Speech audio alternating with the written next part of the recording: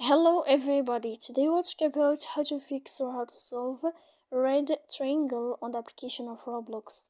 To know how to fix or how to solve red triangle Roblox app, you should just go to settings. Then in this page you will enter to apps, default apps, app settings. When you'll find this page, you will search about this window of Roblox. When you'll find this list of app info, you will enter to first stop and you will click OK. Here we go to click storage.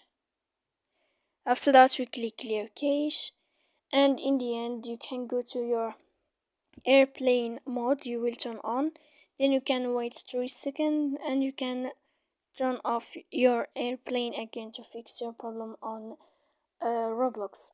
So please don't forget to support us by like and subscribe. See you next time in another video.